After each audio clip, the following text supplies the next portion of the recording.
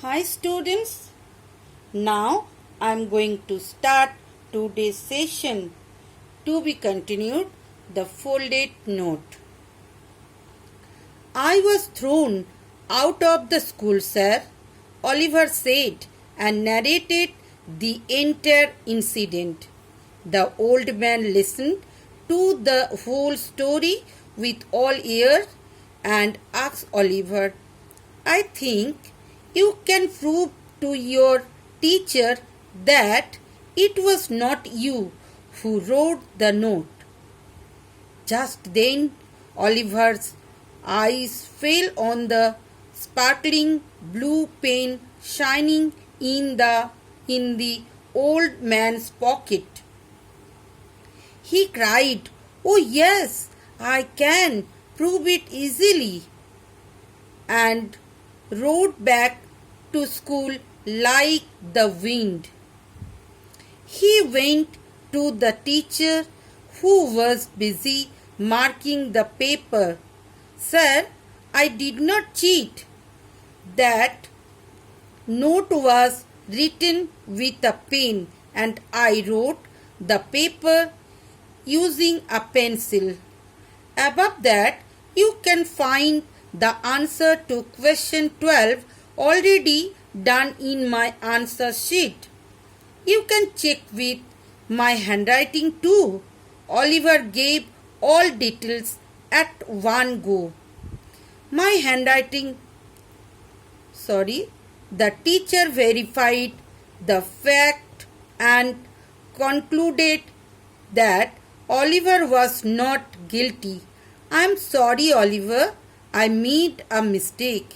You can complete your paper, he said. Who do you think got the highest marks? Oliver, of course.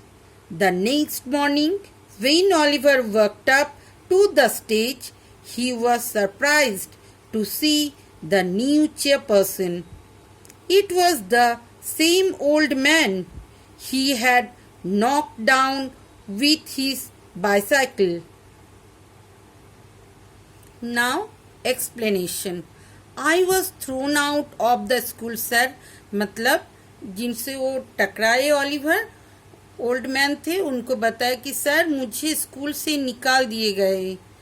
Said and narrated the entire incident. फिर वो सारा चीज बताया कि sir ऐसा ऐसा हुआ क्लास में कोई दूसरा बच्चा मुझे एक फोल्डेड पेपर सेंड की भेजे थे जिसमें लिखा था कि 12 नंबर क्वेश्चन का आंसर बताओ और मैं राजी नहीं थी. फिर हम जब उसको बैक किए तो सर ने मुझे देखे तो इसलिए सर को लगा कि हम ही चीट कर रहे थे इसलिए मुझे क्लास से निकाल दिए गए. The old man listened to the whole story with all ears and asked Oliver, I think you can prove to your teacher that it was not you who wrote the note.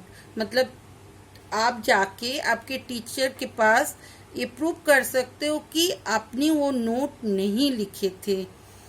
क्योंकि old man जब पूरा story सुनी तो उनको लगा कि इसमें तो बहुत कुछ है जो प्रूव कर सकता है कि वो नोट मेरे राइटिंग के नहीं थे. मैं पेंसिल से राइट कर रही थी आंसर शीट में और मैं तब तक 15 नंबर क्वेश्चन तक कर लिए थे और उसको 12 नंबर चाहिए क्वेश्चन का आंसर चाहिए. ये सारी चीज ओल्ड मैन सुनी तो उन्होंने बताया कि आप जाके अपने खुद को प्रूव कर सकते हो सर के पास. Just then, Oliver's eyes fell on the sparkling blue pen shining in the old man's pocket. मतलब जो ओल्ड मैन है एक्चुअली वही थे चेयरपर्सन. तो थोड़ा एडुकेटेड लोग जो है उनके पॉकेट में पेन भी रहते हैं. तो जब ऐसे ही उन्होंने बताया ऑलिवर को तो अचानक उसको दिखाई दिए स्पार्कलिंग पेन मतलब बहुत शाइन कर रहे थे पेन जो ओल्ड मैन के पॉकेट में थे. फिर उनके याद आया कि मैं तो ब्लू पेन से राइट की थी.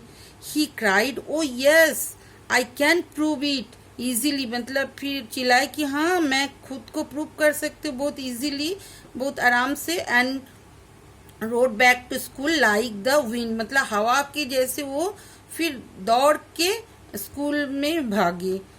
ही वेंट टू द टीचर, फिर वो टीचर, जो टीचर उनको क्लास से निकाल दिए थे, वो टीचर सर के पास गए। हु वाज बिजी, सर ने बिजी थे पेपर चेकिंग करने में।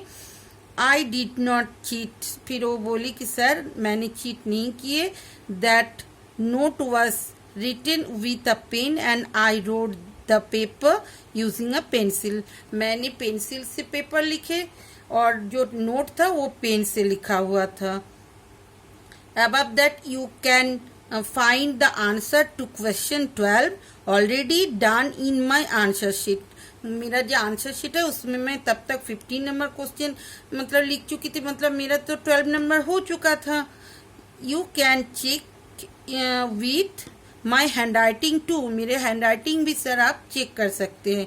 Oliver give all the details at one go, मतलब एक साथ में इतनी सारे डिटेल सर को ऑलिवर ने बताया। The teacher verified the fact and concluded that Oliver was not guilty, फिर सर ने देखे समझे फिर आंसर शीट देखे तो उन्होंने कंक्लूजन में आ गए थे, yes Oliver are not cheater, I am sorry Oliver, I made a mistake. फिर सर खुद ही बोले कि मैं सॉरी बोले ऑलिवर को, बोले कि हाँ मुझसे एक गलती हो गई। You can complete your paper, आप अपने पेपर कंप्लीट कर सकते हो।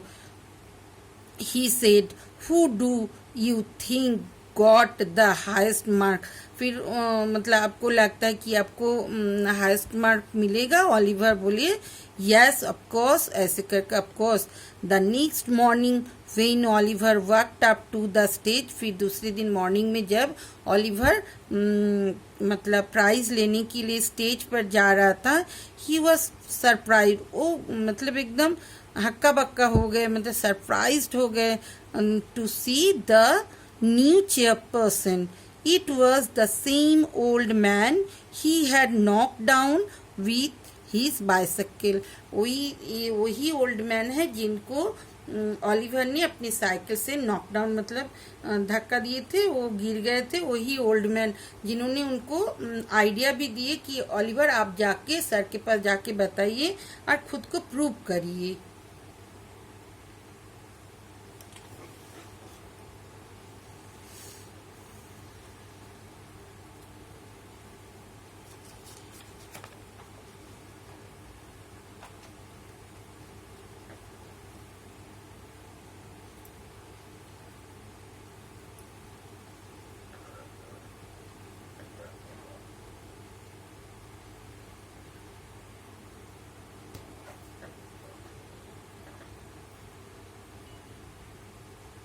So start our exercises. Understand the story and answer this by choosing the correct option.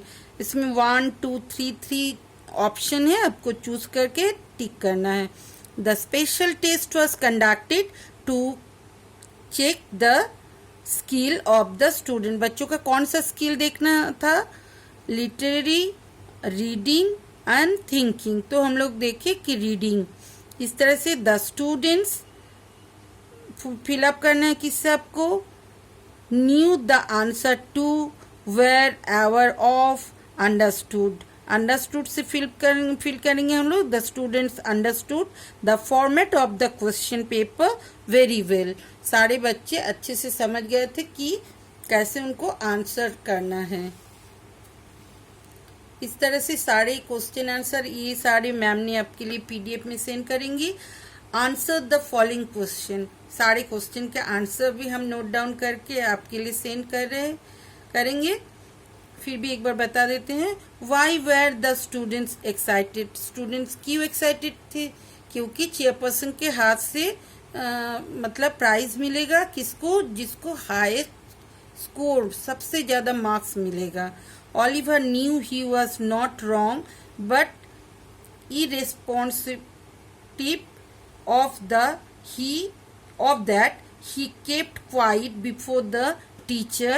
What quality of Oliver is seen through this episode? मतलब actually इस story में आपको क्या पता चला कि ऑलिवर कैसा लड़का था? एक्चुअली मुझे जो लगा कि ऑलिवर एक बहुत अच्छा लड़का था। वो बड़ों के सामने उनके मुंह पे जवाब देना उनको पसंद नहीं थे, इसलिए उन्होंने ओलिवर कुछ नहीं बोल के क्लास से चले गए थे। बट वो दुखी थे इसलिए कि उसका कोई फॉल्ट तो थे ही नहीं। बाद में खुद को प्रूव भी किए। नेक्स्ट, सारे क्वेश्चन आंसर इजी हैं, मैम ने आपके लिए सारी चीज नोट डाउन किए हैं। See, state whether each of the given statement is true और फॉल्स। आपको ट्रू और फॉल्स जो होगा ये भी मैम सेंड करेंगी। फॉल्स है, Oliver was struggling for the answer of question 12, मतलब 12 नंबर क्वेश्चन के आंसर के लिए ओलिवर मतलब बहुत ट्रबल फील कर रहे थे, एकदम ही ना, उसको तो सब कुछ आता था, है ना। तो इजी है, आप रीड करोगे तो आपको खुद ही पता चलेगा कौन सा स्टेटमेंट फॉल्स है तो आपको एफ राइट करना है, ट्रू है तो टी राइट करोगे।